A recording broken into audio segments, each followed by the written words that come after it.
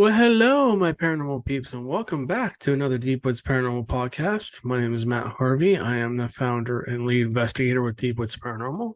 Along with my wife Amanda, we investigate everything paranormal, be it Bigfoot, UFOs, ghosts, aliens, dogman, cryptid creatures, river monsters. If it's paranormal in nature, we investigate it. So let's get into this. We're going to get into the Bigfoot podcast today. Unfortunately, this is about the fifth time I've recorded this. I don't know what's going on. I did not record the first time, even though it said recording. Second time, the file was corrupt. And this time, I don't know. We're going to hopefully get this through. So I apologize for the lack of podcasts. I keep saying that, but I do apologize for that. This is a hobby. And unfortunately, other things come first sometimes. My cell phone decided to go basically to cell phone heaven this weekend. So I haven't had a cell phone all weekend. I've been dealing with that and other things. Amanda and I are going on a paranormal vacation starting Tuesday. So we're going to be cool cruising around different places in Louisiana, hopefully talking to different people about their paranormal locations. So I've been working on that, trying to set up appointments to meet with those people. So again, a lot of stuff going on in the background. All right. So we're going to talk about a lot of things today. We're going to talk about Bigfoot hair samples, gifting. That's a big thing. People keep asking me about. What do you gift? What do you give to a Bigfoot? And we'll talk about that. Footprints. Is that the best evidence of Bigfoot there is? These huge footprints that are out in the middle of nowhere, and stuff like that. So, and somebody asked me why I think Texas is the best place for Bigfoot. I'll talk about that. Is Bigfoot being hidden from us by the big brother? I'm not going to say the other word. Is Bigfoot to really do Bigfoots really create nests or sculptures or structures? Excuse me, sculptures. And they can do sculptures too. They do stack rocks and stuff like that. And then we'll take a look at the Spookum cast, because I do think that is a really good piece of evidence. They were very lucky to find that. And the right circumstances, and they just happened on it. Okay, so let's share my screen. Let me make sure I'm actually sharing my screen. So we'll start here with these. All right. So I got this offline. I can't remember what website. It was just basically a Google search. And if you remember me talking about the hair samples wherever they went, I'll show you my hair samples that we just recently found, and we'll take a closer look at them in just a minute here. So I'll show you them up close. Doesn't look like this. This has a medulla. You could see the medulla. That little black stuff inside here is inside the hair. That's the medulla. And they say that a lot of basically living creatures have that. Humans have it. A lot of animals have that. And there's a theory, and again, it's just theory, that Bigfoots don't have the medulla. There's been several hair samples found without the medulla. So we'll definitely take a look at that. Let me stop sharing my screen for just a second. All right, so you'll be able to see this. So this is just a bag. This was found, again, I've talked about this many times. I've told you I would look through. Inside here, there's a lot of hairs. A lot of hair samples. I don't know if let me just start with this. It was found about 10 feet in the air.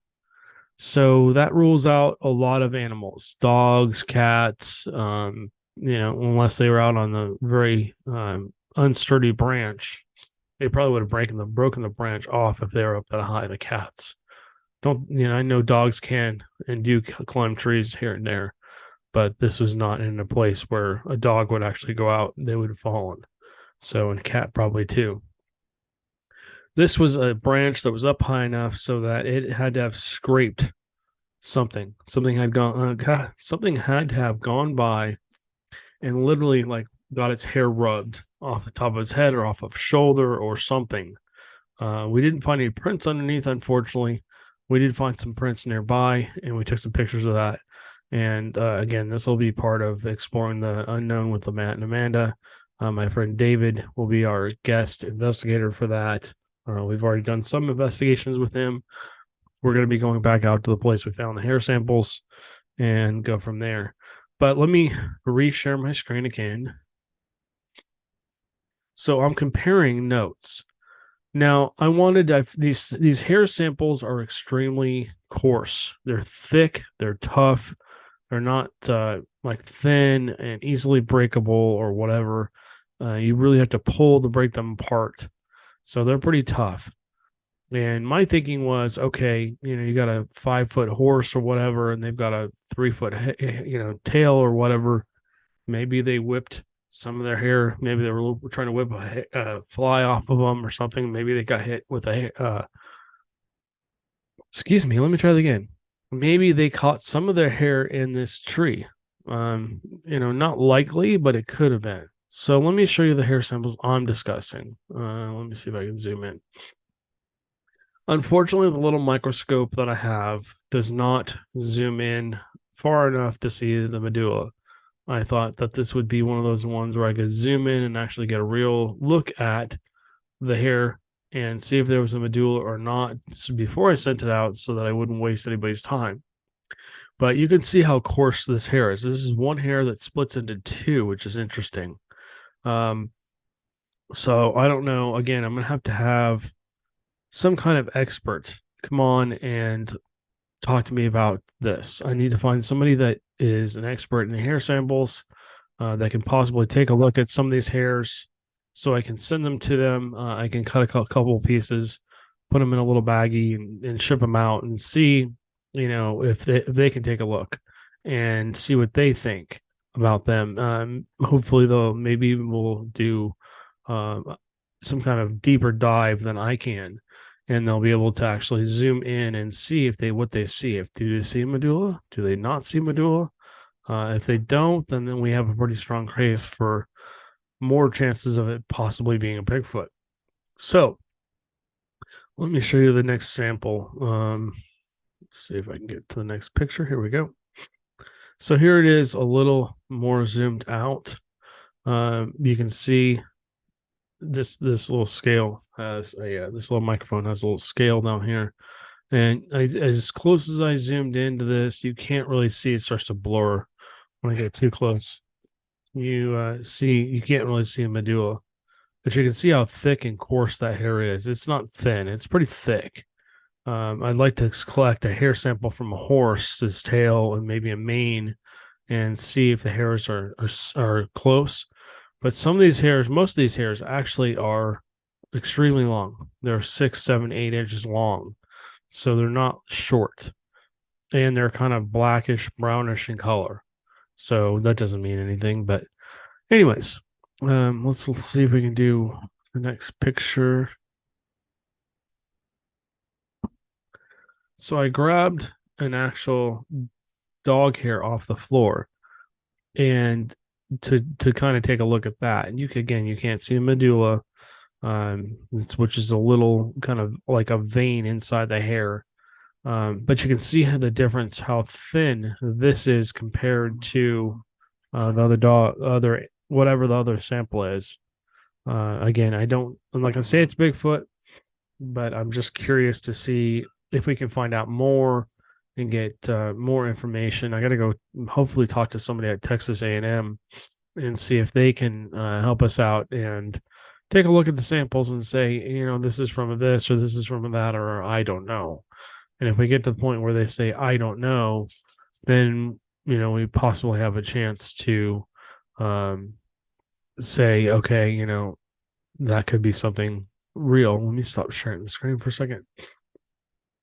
So that's what I'm trying to do. I don't know why it's so hazy here tonight. Also, the haunted dolls, we never got to do the investigation with them. We're trying to get ready for vacation. My phone died. We had a service for it and basically put it in hell where it belonged. But my phone had bent and broken the motherboard inside. And so it was giving me problems, not doing anything, not connecting to anything, couldn't make any phone calls, and all of a sudden it just went black. Yay. So got to go out and buy a new phone. Great. Anyways, so So yeah, if you're looking at those hair samples and you're an expert and you know hair samples, please, please, please feel free to comment down below what you think it is, because I'm curious. Again, I'm not going to say it's what is or what it isn't, because I don't know. At this point, I want real answers. I want real, okay, it's this or it's that. I don't want, I think we need to really narrow it down. And if it is a Bigfoot hair, then we really need to make sure we dotted our I's, crossed our T's, because I don't want somebody being able to come forward and say, "Oh, that's this hair." You know what I mean? So yeah, I need to talk to somebody about that and see. Um, and maybe I need to talk to multiple people. But anyways, I'm going to continue to share my screen. We're going to go here. And this is our website. Again, people ask me all the time, how do I get in touch with you? You can go to deepwoods.paranormal.com. You can click the contact us button. If you come in here and you leave a message, it will email me, and then usually I get your information within about 24 hours. All of our information is right here. So my phone number, my email, my personal email, all of our social links except for Rumble is in there. Couldn't find the Rumble link to put in here. It wouldn't let me. So again, we've upgraded and updated our website again. So again, everything, this is a one-stop shop. YouTube is here for you guys to come on here and watch our videos. Podcasts, our audio podcasts are here. We changed the background. I think I talked about this the other day. So I won't go into this too much, but the audio podcasts have changed.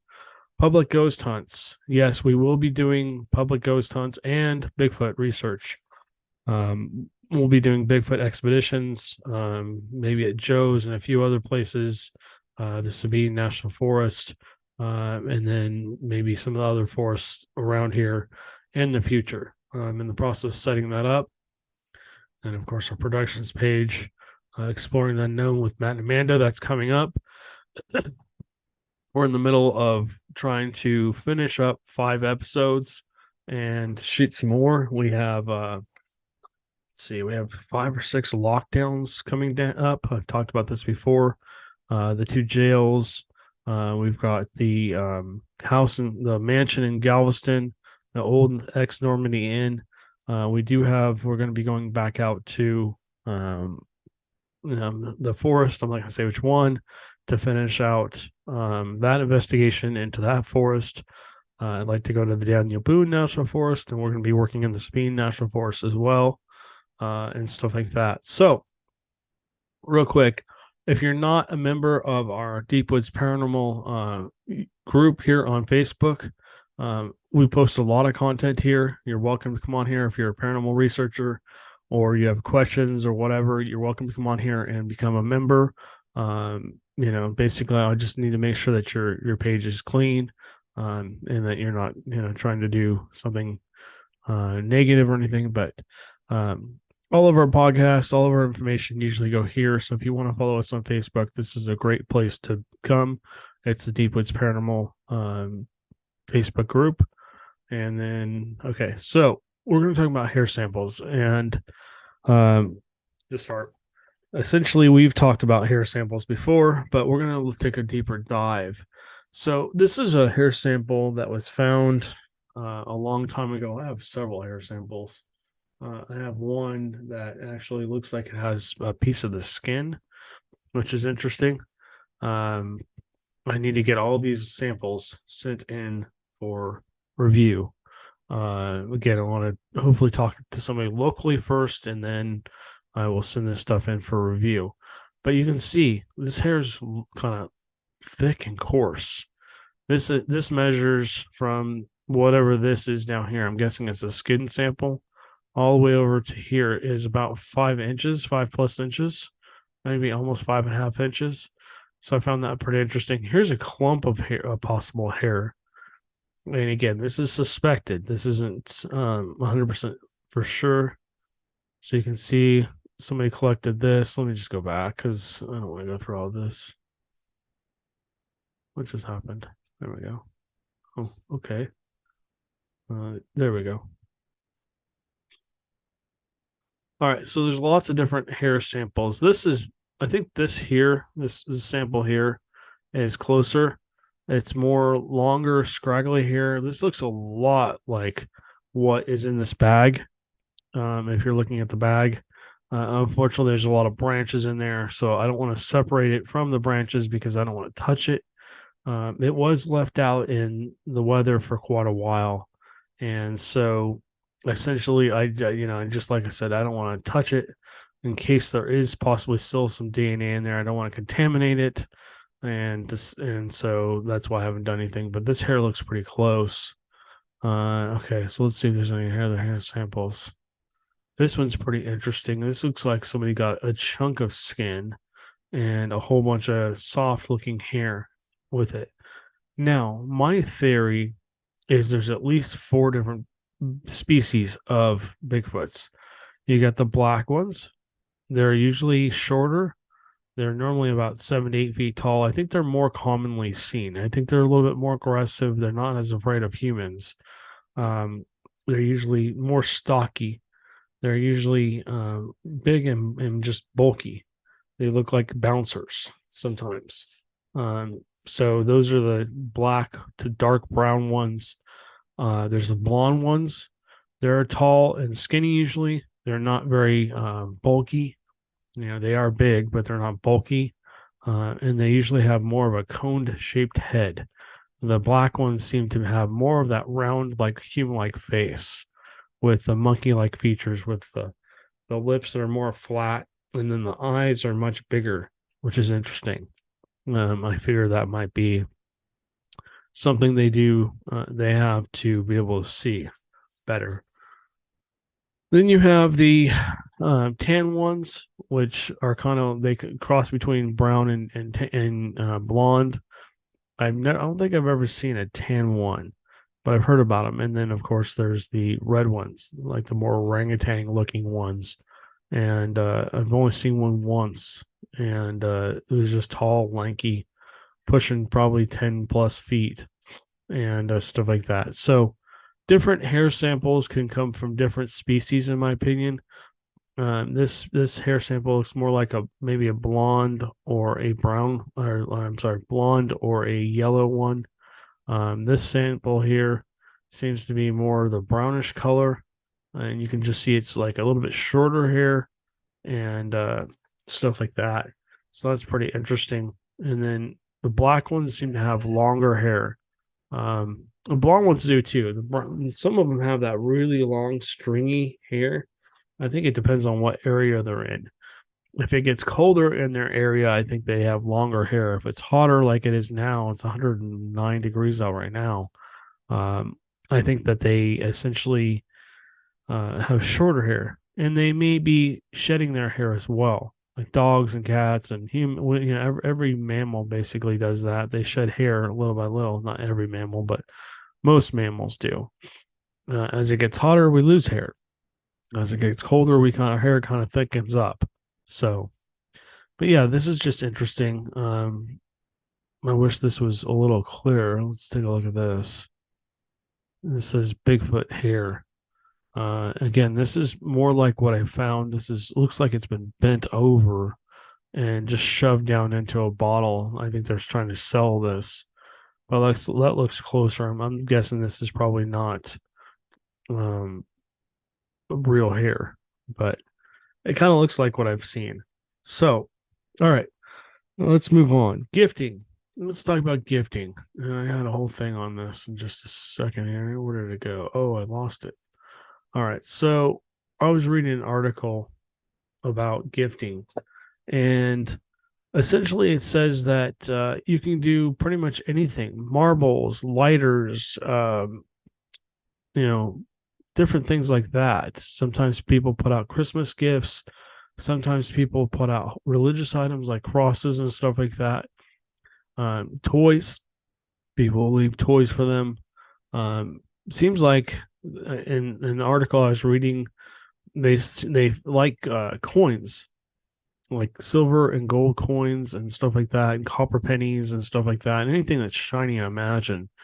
Supposedly somebody left out about 150 coins, just copper pennies, so didn't cost them much, $1.50.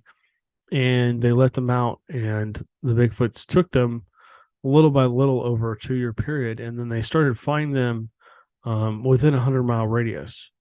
So they left them in trees and on stumps and on different places. Um, so I don't know why they would do that, but that's, again, it's part of the study and it's part of the research that we do. Why would they come in and take something? And I think that at this point in time, I've got to do some more research into like gorillas and orangutans and stuff like that. And I want to look for similar behaviors. And if you remember, I don't know how long ago it was on the podcast that I talked about going to the zoo and seeing I think it was an orangutan, essentially coming out and then going down, walking on 2 feet, and then going down to all fours, and then laying down and crawling on its tummy. I'm like, holy crap, I've seen that before.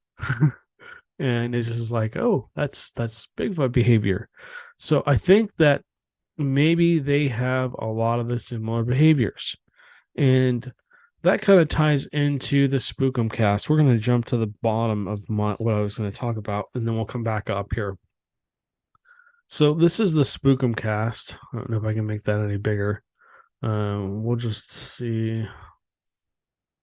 So essentially what happened with the Spookum cast is a Bigfoot, you can kind of see it here. They did measurements. They did a really good job of documenting this. They have the actual coordinates of where this happened.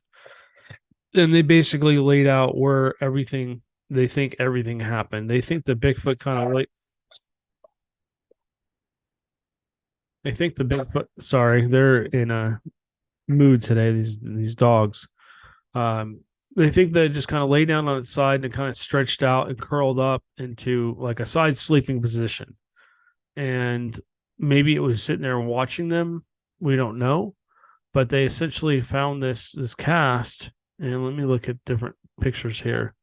So this is basically what they casted. They actually had plaster casting. This is not a clear picture, but this is more close. Here we go. So this is what it looked like. And from this, they basically were able to cast it and figure out, where things kind of were. You have two buttocks, you have the heel, you have a heel, you have another heel. I don't know why they have three heels. So maybe this is 1 foot and this is the other. And then you have a hand, a wrist, a forearm, and an elbow. So basically, maybe it was laying. See, this doesn't make any sense. I don't know how they classified this. You have buttocks, buttocks, thigh. So basically, it was laying like this. It was laying on this side, and then the heels were curled up, and then maybe it moved a couple times to different positions, and that's why you get this whole setup. But the fact that they captured this is amazing. It's a great print. Let's go back to this because it'll make more sense. This looks like it's been flipped. If you look at the casting down below here, and if you're just listening to the podcast, you can come back on here and watch the video podcast and be able to see it's on a Rumble or a YouTube page, link down below. Anyways, you can see, that basically when they poured the casting, it essentially flipped when they pulled it out. The casting is going to be opposite of the way the animal actually laid. And from, the look of it, if you look at Patty, she looks more like a giant gorilla than anything else. She doesn't really look like an orangutan or anything, but she does have human-like features. So, there's a lot of talk about where Bigfoots came from. Are they ancient man species? Are they some kind of gorilla that we just don't know about, and stuff like that? Were they created by by Big Brother? So let's talk about that too, because somebody asked me about that. Is Bigfoot being hidden by the government? Well, with all the UFO stuff coming out, they're now starting to reveal supposed evidence. I don't buy everything they're putting out. I think that they're basically with UFOs, they're basically telling you some things and not telling you others, and maybe they're trying to mislead you. And I think that a lot of the stuff that you're hearing, some of it, I would say it's about a 50-50 shot. I mean, some of it's real. In every lie, there's truth. In every truth, there's a lie. So, I mean, you have to kind of just make up your own mind of what you think is really going on. I mean, they're never going to tell you the real story. They're never going to tell you exactly what's going on because they really don't want you to know. That's their job, is to basically keep us confused and stuff like that. So, do I think the government's hiding? I'm sorry, Big Brother is hiding Bigfoot? Maybe. I've heard multiple stories, and I've talked about this before, of the government capturing Bigfoots. I've talked to several people, and I don't know, I don't know these people, 100%. I've met them in strange places and had them come up and start telling me information, and then all of a sudden they just shut up. So you know, were they there as plants? Did they come in just to kind of throw me off the scent? I know at certain points we've been watched, we've been followed by strange vehicles and stuff like that because we got too close to something.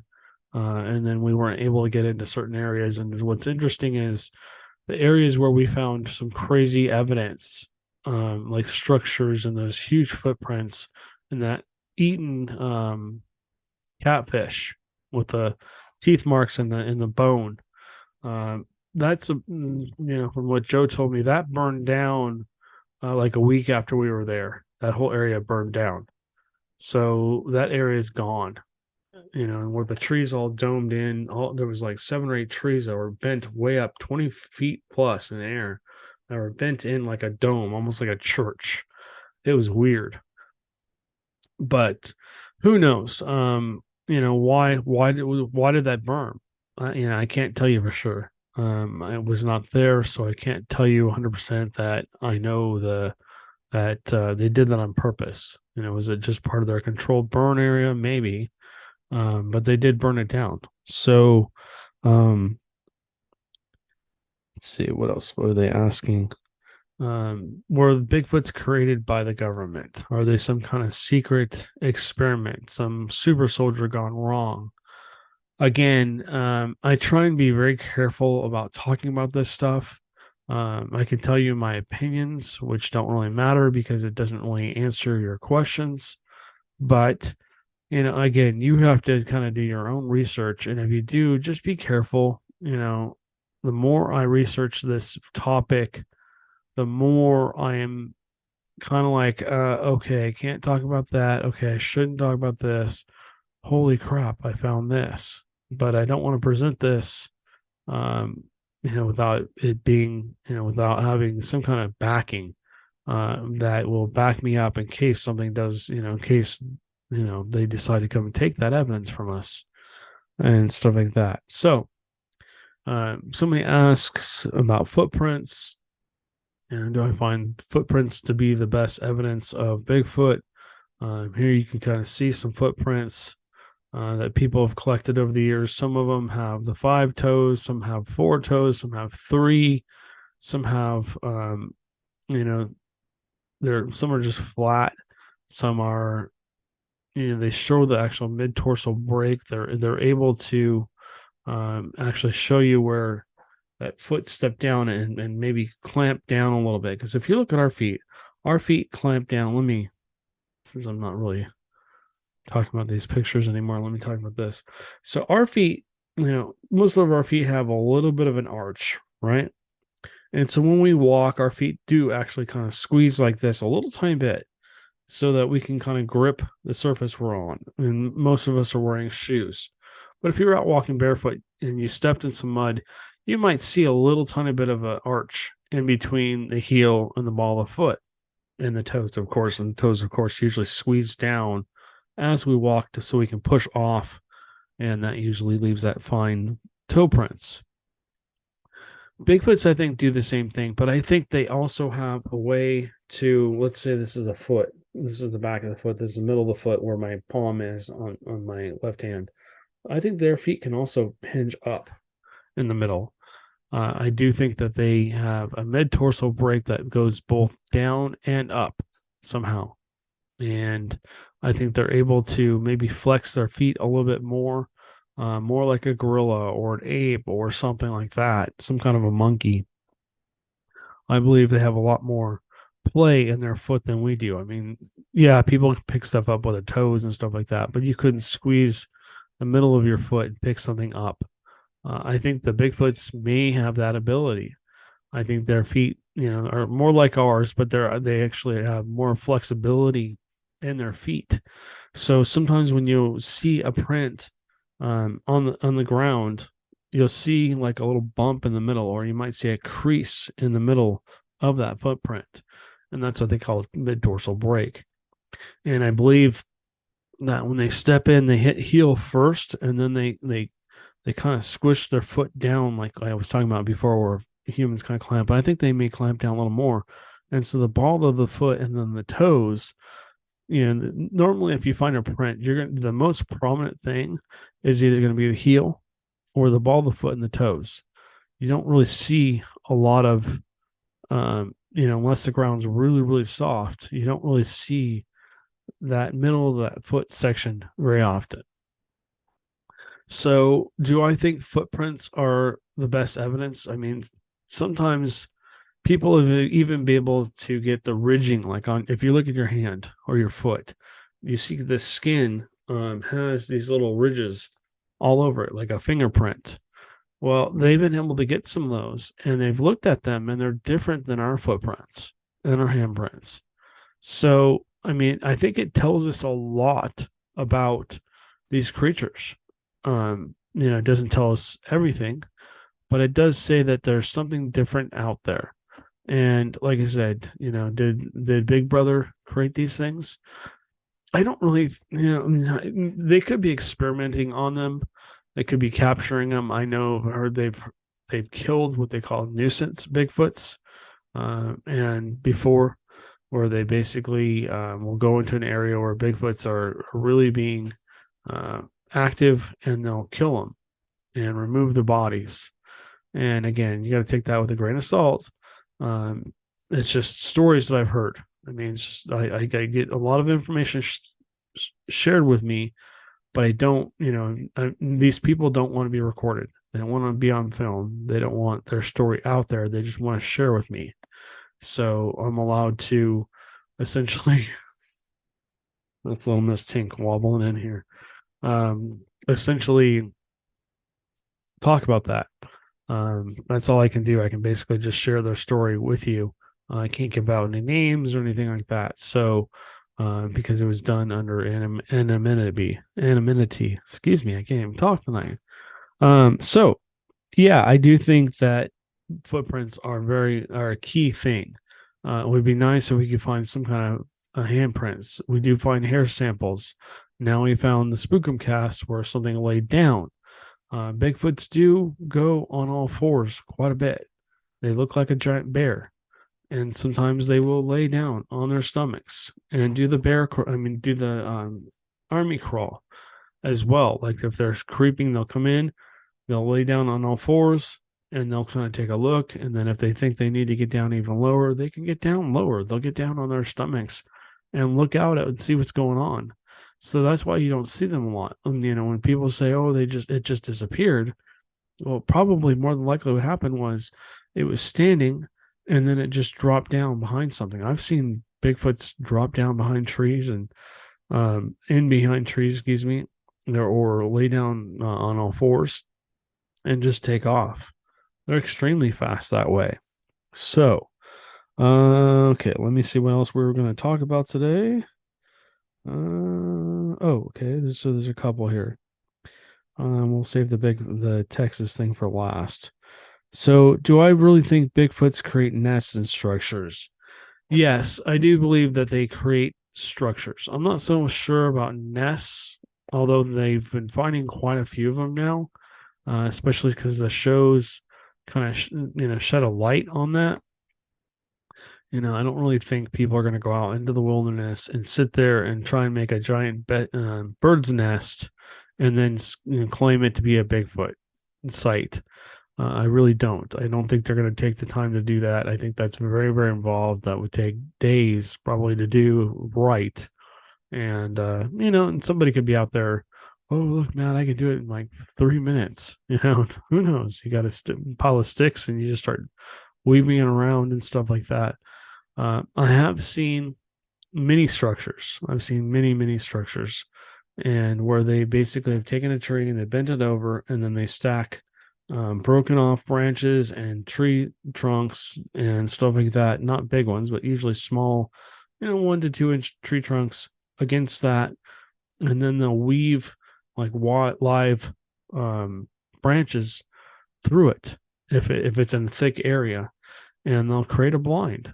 I've seen that. I've been behind it. If you've watched our YouTube channel, especially at Joe's, you've seen that back at Black Star Canyon. They didn't even have to weave anything. They basically kind of cleared out a space between some bushes and climbed in there. And I think they were using that to watch as people walked by. Maybe even bedding down in there. You could have walked right past it, and nobody would have known they were there. I remember a long time ago, we were walking on a Black Star Canyon, and I walked over towards one of these hollowed out, you know, it's just a set of bushes, and where I said, "Oh yeah, I kind of crawled in there and laid down. You couldn't see me. A bunch of people walked by me that didn't even see me, and so I walked over there, and I think something there must have been a Bigfoot there, as I walked in and it started like shaking the bushes and growling and grunting, and then we moved away from it pretty quick because it scared us. We didn't know what it was, but yes, I do believe that they really create structures. I've never come across a nest. I've come across structures that look like they were put together roughly by a man, but they weren't really shelters. They were basically like roughly put together like a lean-to, or just weird stuff like that. And so again, that area where we found those lean-tos and the fish head and the trees that were all domed up about 20 feet up, or they're all bent in towards each other, we found that that was burned down a couple weeks after we shot the video from there. So that's interesting. We have to be really careful about the locations we go to and what we present as evidence, because I don't want them coming in doing more controlled burns, if you will. So, yeah, I mean, that kind of answers that question. We can do a deeper dive into that. If you guys have pictures of structures, or want to comment down below on any of this, you're welcome to. Have you found footprints? Do you think that the government's hiding, or I'm sorry, Big Brother's hiding Bigfoot from us? Do you believe that Bigfoot's really create nests? What are your thoughts on the Spookumcast? Again, feel free to comment down below. Just be polite, respect other people's opinions. This is all theory at this point. There is no it is or it isn't. So, have you ever done any gifting? Have you found Bigfoot hair samples? What have you done with them? And so I'm going to save this last one. And we'll talk about this in a second. Why do I think Bigfoot is the best place for Bigfoots?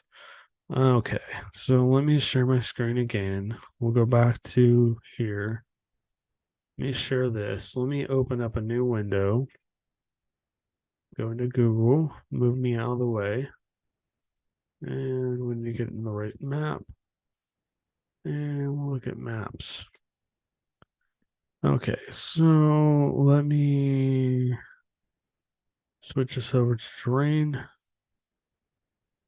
and I will zoom back out. Okay, so if I zoom out, you can kind of see some of the pins I've dropped. I've been trying to drop pins basically throughout the US. So this is these maps up here are incomplete. There's probably a whole bunch more pins that need to be dropped in here. And these little blue pins, this is Washington, Oregon. You got Montana and Idaho, because this is a hot spot for them as well. I mean, this area, I mean, if you put all this area together and maybe part of California and part of Nevada, you'd have Texas. So, there's probably a lot more sightings in here that I don't have pinned. And some of these pins that you see on the map, there's multiple sightings at these locations. And so it just wasn't worth it to drop every single, sighting on a pin.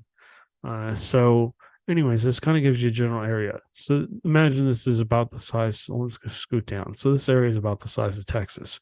You can see how many pins there are just in this area. So let's go back to Texas. If my pins will pop up, this is not all of them by far.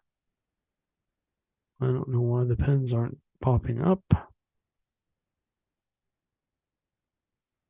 There's a lot more. We're missing pins. Anyways, this might be, I don't know what pins are on here. Let me see some here. So the Bigfoot sightings. Okay, so that's going. All right. Oops. All right. So we don't want to show any of that. All right. So let's just look at, if we cut Texas in half, let's say from here over, let's say from Austin to, let's just use this as a line. Let's say Dallas, Austin, San Antonio, down to like Corpus Christi. We'll call that the halfway point. So if you come in here, you can already see there's a lot of pins. I have more pins probably dropped in Texas than I had anywhere else. I had a lot in California too, and not this many. So, I mean, this is why. And I'm missing, honestly, I've talked about this before. This whole section, I'm researching this area from Waco to Brenham to Austin. Basically this triangle here. If you go all the way over to, let's say, the Sam Houston National Forest, this section here, I believe, is missing a whole bunch of pins. I think I'm missing a crap ton of pins in here. There's been a lot of reports that I've been researching lately, and a lot of these blue pins that you're seeing off to the left here that I'm kind of circling around with my mouse, and then over here towards College Station, Bryan, Brenham, and Centerville and all that stuff, there's a lot of pins missing here. And there's a lot of multiple sightings in through here that people, that I'm just missing reports. And I think as I go, hopefully I'll be able to fill this section in more. But this area is more forested. There's not a lot of stuff out here. There's roads and there's little towns that are kind of becoming bigger towns. Of course, Austin's pretty good sized, but these little towns out here, there's not much out here. I mean, it's a lot of forest, a lot of open land. You got Smithville down here, which is an older town, which is kind of big.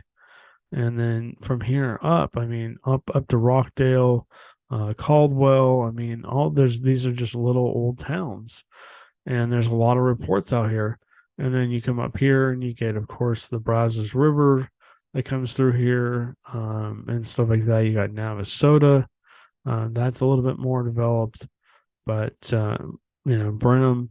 You got all these little towns, all surrounding these little towns. Is still pretty green. It's a lot. There's a lot of forest in here. You got the Hearn area, you got the Franklin area, and then as you start going up towards like Longview up here, there's a lot of pins that are probably missing in the sections. I have a lot of pins here, but there's a lot of stuff missing. And then as you go in, of course, to the Sam Houston National Forest, and you get the north side of Houston here, and then as you go from, as you get away from Houston, just out to the outskirts, where there's these little towns, I mean, you can just see how many pins there are. And again, most of these pins in the Sam Houston National Forest area And this whole forest area, if you take this big green area, there's thousands of reports just in this section. And this is just one little tiny piece of Texas right here. If you go up to the Dallas area up here, there's a crap ton of pens missing from Dallas over to Shreveport.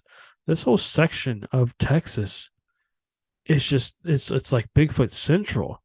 And you would think there'd be a lot more reports, but these Bigfoots, they figured out that people are interested in them and they essentially just, they try and avoid us, which is good. Honestly, I think that's a good thing. If people knew that Bigfoot existed, I mean, there'd be big game hunters out there. There'd be all kinds of people out there, trying to gun one of these things down. No, I got a 14-footer. Look at, like, I'm stuffed up and he's now in my game room. You know what I mean?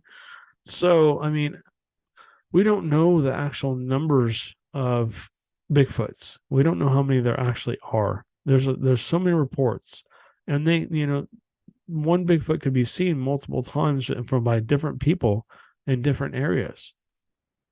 I don't have a way to do a radius here, but I mean, just in the Sam Houston National Forest, let's look at this little section here. So this is the bottom section of the Sam Houston National Forest, and look at all the reports. There's, let's see, 1, 2, 3, 4, 5, 6, 7, 8, 9, 10, 11, 12, 13. Now, most of these are multiple reports. So actually, let's go here. It's 14, 15, 16. Just in this small section right here. That's how, and that could be one group of Bigfoots. It could be multiple groups of Bigfoots. This is not a small area. But it's very forested. It's very secluded. Yes, there's homes in here, but you have to have basically had your home here since way back in the day. You've had to have owned this land from a long period of time, because if you didn't own the land, essentially, you can't just come in here and buy a chunk of land unless it's unless the government somehow for some reason is giving it away, or somebody has to be selling their land, which is doesn't happen very often. Usually it gets handed down from generation to generation. So that's why I think Texas is just such a hot spot for Bigfoots. Now, I mean, if you take Texas, Louisiana, Arkansas, Oklahoma, into Kansas, into Missouri, New Mexico, not so much. But this section, I mean, if you cut this section out, even in Mississippi and Alabama, as you go towards New York, this section of the United States is just a big time hotspot for Bigfoots. My theory is that they migrate up and down. A lot of people on the Ozark Trail have reported seeing Bigfoots or experiencing some kind of Bigfoot activity. So, who knows what they're doing, but I mean, who knows what their migration patterns exactly are. But, if you look at Texas, how many roadside accounts have you seen? I mean, I thought I saw something. I can't tell you for sure it was a Bigfoot, but I saw something crossing the road, and it was bipedal. It was big. It was 7, 8 feet tall. I think that the juveniles, right around this time of the year, as it cools down, they're starting to move. They're moving into other colonies or other groupings or family groupings, whatever you want to call it, possibly to mate and stuff like that, or maybe form new family groups and stuff like that. Who knows how long Bigfoots really actually live? I saw that silver gray one. That was my first one I ever saw, was silver gray. And who knows, how old that thing was. Was it 50, 60, 70, 80 years old, or was it, 30 years old, 40 years old, maybe younger? How long do apes and that type of species live? These are all questions I have. The more I research, the more I'm looking at other species to compare notes and see, what's what matches up, what doesn't match up. Okay, I've had this experience. Do orangutans do this? Do gorillas do this? Do other species that are similar to humans do this? Do humans do this? You know?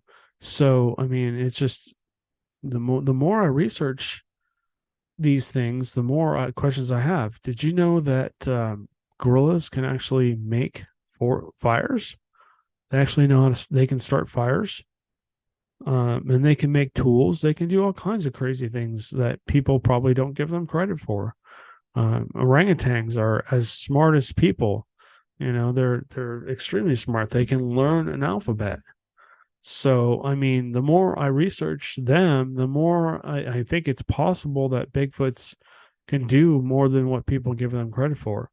And what if they are some kind of human species that just hasn't been, found yet? So, anyways, let me stop sharing my screen.